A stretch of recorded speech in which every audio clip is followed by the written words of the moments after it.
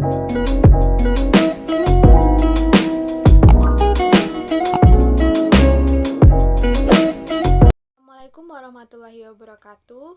Di video kali ini saya akan menjelaskan bab 6 yaitu tentang konsep manajemen pendidikan tinggi. Dosen pengampu Dr. Muhammad Kristiawan MPD. Sebelum melanjutkan ke video, perkenalkan nama saya Santika dari kelas 2A Pendidikan Nonformal dengan NPM A1J022037. Topik-topik yang akan dibahas di video kali ini yaitu tentang konsep dasar, penyelenggaraan, manajemen, dimensi makna, dan perguruan tinggi dan tantangan globalisasi. Materi yang pertama yaitu tentang konsep pendidikan tinggi. Menurut Idrajit dan Djoko Pranoto, pendidikan tinggi terdiri atas pendidikan akademik dan pendidikan profesional. Pendidikan akademik merupakan pendidikan yang diarahkan terutama pada penguasaan ilmu pengetahuan.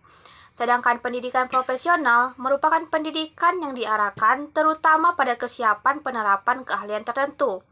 Tujuan terangkum dalam PP Republik Indonesia Nomor 60 Tahun 1999 tentang Pendidikan Tinggi.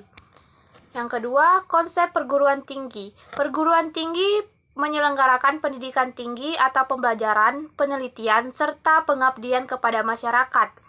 Pendidikan tinggi merupakan kegiatan dalam upaya menghasilkan manusia terdidik. Perguruan tinggi dapat berbentuk akademi, politeknik, sekolah tinggi, institut, dan universitas. Konsep dasar pendidikan tinggi dan perguruan tinggi. Menurut Idrajit dan Djoko Pranoto, istilah pendidikan tinggi dan perguruan tinggi sering saling dipertukarkan dengan anggapan mempunyai arti yang sama, sedangkan sebenarnya mempunyai arti yang berlainan. Pendidikan tinggi itu terarah kepada jenjang pendidikan, sedangkan perguruan tinggi terarah ke satuan pendidikan. Pembahasan selanjutnya yaitu penyelenggaraan pendidikan tinggi. Peraturan Pemerintah Nomor 60 Tahun 1999 tentang Pendidikan Tinggi mengatur bahwa penyelenggaraan perguruan tinggi yang dilakukan oleh masyarakat haruslah berbentuk yayasan atau badan yang bersifat sosial.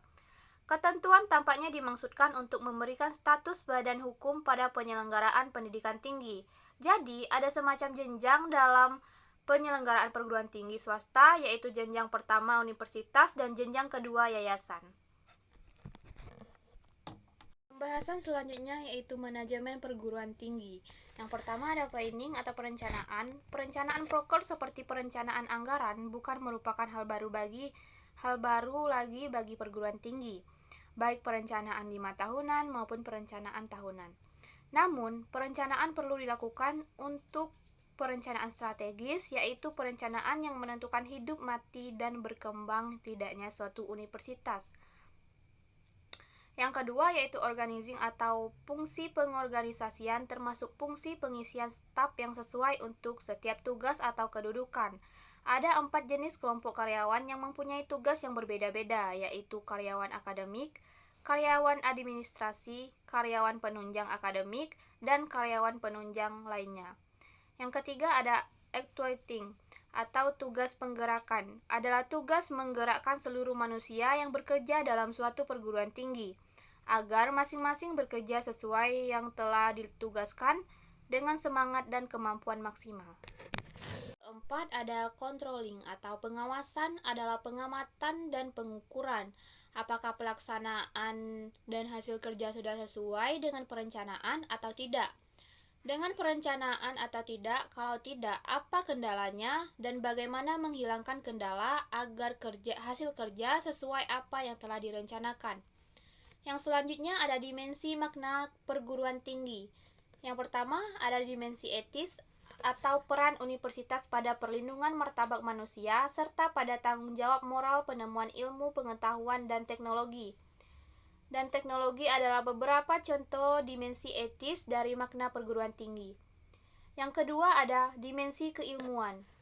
Dunia perguruan tinggi adalah dunia ilmu pengetahuan. Tujuan utama pendidikan tinggi adalah mengembangkan dan menyebarkan ilmu pengetahuan, teknologi, dan kebudayaan dengan proses belajar mengajar, penelitian, dan pengabdian kepada masyarakat. Hanya di perguruan tinggi melalui pendidikan tinggi ilmu pengetahuan betul-betul dikembangkan.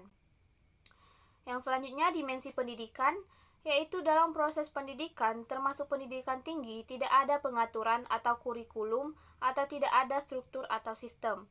Dalam kurikulum tersembunyi, pendidikan dapat diberikan dan dalam contoh nyata peraturan dan pengelolaan universitas. Yang selanjutnya dimensi sosial. Perguruan tinggi mempersiapkan para mahasiswa untuk mengambil tanggung jawab di dalam masyarakat. Dari para lulusannya, masyarakat mengharapkan pembaruan dan perbaikan terus-menerus dalam tata kehidupan bermasyarakat dan bernegara. Dimensi selanjutnya yaitu dimensi korporasi. Perguruan tinggi memberikan jasa kepada masyarakat berupa pendidikan tinggi dalam bentuk proses belajar mengajar dan penelitian untuk pelanggannya, yang berupa mahasiswa dan masyarakat. Perguruan tinggi memiliki dan mengelola berbagai sumber daya seperti manusia, barang-barang, peralatan, keuangan, dan metode. Perguruan tinggi perlu memperkenalkan produknya pada masyarakat agar dikenal dan dibeli. Pembahasan selanjutnya yaitu perguruan tinggi dan tantangan globalisasi. Globalisasi berpengaruh pada semua tingkah laku manusia dan berdampak dalam tingkatan berbeda pada budaya, masyarakat, dan manusia. Ada 4 aspek globalisasi yaitu perdagangan, pergerakan modal, pergerakan orang, serta penyebaran ilmu pengetahuan dan teknologi. Dalam konteks pendidikan tinggi, globalisasi dapat berbentuk kebebasan masuk dan beroperasinya perguruan tinggi asing ke dalam negeri tanpa dapat dicegah atau dihindari.